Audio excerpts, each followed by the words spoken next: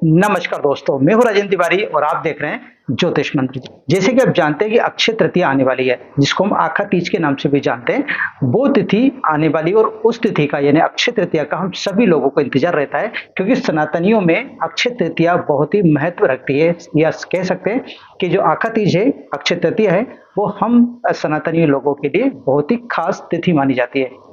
जैसे आप इसके नाम से ही जानते हैं, अक्षय तृतीया। तृतीया एक तिथि है और अक्षय का मतलब होता है जिसका कभी क्षय नहीं हो, यानी जिस चीज का कभी क्षय नहीं होता है उसी को हम अक्षय बोलते हैं। क्योंकि ये तीज के दिन आती है या तृतीया के दिन आती है, इस कारण से इसको अक्षय तृतीया बोला जाता है। इसी दिन भगवान परशुराम का प्राकट्य उत्सव भी मनाया जाता है, यानी कि उसी दिन भगवान परशुराम का अवतरण भी हुआ था इस धरती के ऊपर। इस कारण से भी इसका खास महत्व है अक्षय तृतीया का।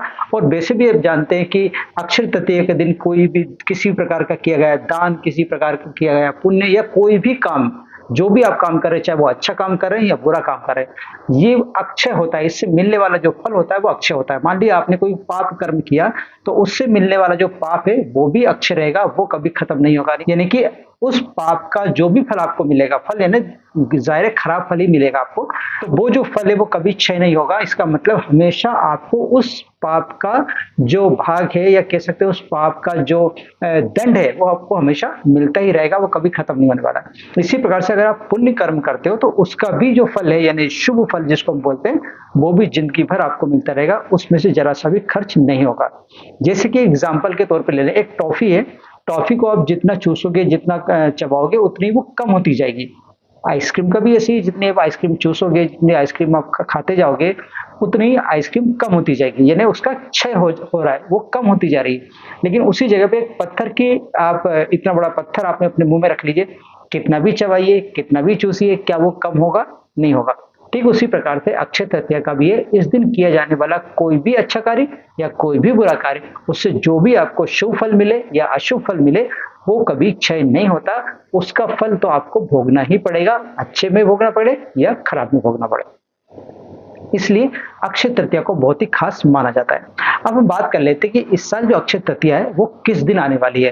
क्योंकि देखिए, हमारे जो पंचांग होते हैं उसके अनुसार तिथियों का आगे पीछे होना, टाइम का आगे पीछे होना चलता रहता है। ठीक है, तो इसी श्रृंखला में अक्षय तृतीया को लेकर भी थोड़ा सा संशय है कि अक्षय तृतीया 19 अप्रैल को मनाई जाएगी या 20 अप्रैल को मनाई जाएगी, 19 तारीख को मनाई जाएगी या 20 तारीख को मनाई जाएगी। तो पहले मैं आपको दोनों के बारे में आपको बता देता हूँ। देखिए, अक्षय तृतीया का जो स्टार्टिंग है, अक्षय तृतीया की जो शुरुआत है, वो 19 तारीख को सुबह 10:46 से शुरू हो जाएगी। कहीं 46 होगा, कहीं 47 होगा, कहीं 48 होगा, कहीं 49 होगा। देखिए, मैंने पहले भी कई बार आपको बताया कि टाइम जब भी मैं कुछ बताता हूं तो उसमें 1-2 मिनट को आप ऊपर नीचे कर लीजिए। क्योंकि मैं जहां रहता हूं, देखिए मैं रहता हूं मध्य प्रदेश के भोपाल शहर में, तो मैं जो चीजें बताऊंगा भोपाल के समय अनुसार बताऊंगा। क्योंकि हर जगह का समय का जो माप है, या कह सकते हैं कि समय की जो गणना वो थोड़ी थोड़ी अलग होती है। आपने देखा होगा कि पश्चिम बंगाल में जो समय होगा वो गुजरात में उस समय वो समय नहीं होगा, थोड़ा थोड़ा अंतर आता जाता है। इसी प्रकार मैं मध्य प्रदेश के भोपाल में रहता हूँ, तो भोपाल के हिसाब से आपको समय बता रहा हूँ। इसलिए आप जहां पर आप रहते हो वहां उसके लिए आप थोड़ा बहुत आगे पीछे करके देख सकते हो।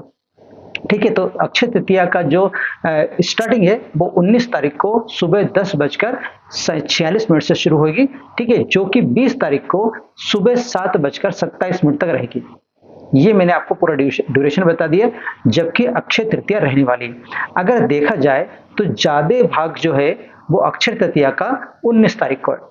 ज्यादा यानी अगर उसको पार्ट में डिवाइड किया जाए तो ज्यादा पार्ट जो है किधर जाएगा? 19 तारीख को जाएगा। इसलिए बहुत जगह इस अक्षय तृतीया को 19 तारीख को भी मनाया जाएगा। लेकिन आपको यह भी मालूम है कि ज्योतिष शास्त्र के अनुसार जो उदया तिथि होती है उसी को पूर्ण तिथि माना जाता है। देखो, उदया तिथि का मतलब होता है जिस तिथि में सूर्य का उदय हुआ उसको उदया तिथि कहते हैं। अगर मान ली जाए आप 19 तारीख को देखें तो 19 तारीख को जो तिथि लग रही है वो कब लग रही? 10:46 से लग रही है। यानी इसके पहले तो क्या होगी? द्वितीय तिथि होगी, दूज होगी। और सूर्य तो सुबह जल्दी उग जाते हैं इस समय। तो इसका मतलब है कि सूर्य जो है 19 तारीख को तो द्वितीय तिथि में रहेंगे, दूज में रहेंगे, ना कि तीज में। ठीक है, पहली बात तो ये हो गई। दूसरी बात ये कि 10 बजे के बाद पूरा समय पड़ा हुआ है तृतीय तिथि के लिए, तो तृतीय तिथि का ज्यादातर भाग जो है वो 19 तारीख को समाप्त हो जाएगा। लेकिन फिर भी मैं आपको बता रहा हूँ कि अगर शास्त्रों की माने या कह सकते हैं कि ज्योतिष शास्त्र की माने, तो उसमें उदया तिथि को ही पूर्ण तिथि माना जाता है, चाहे वो कितनी भी देर की हो। इसलिए उदया तिथि में अगर देखा जाए तो तृतीया में जो सूर्य उदय होगा वो 20 तारीख को होगा, क्योंकि 20 तारीख को सुबह 7:27 तक तृतीया तिथि रहने वाली है। और 20 तारीख को सूर्योदय, भोपाल की बात करूं तो सूर्योदय 5:55 को होंगे।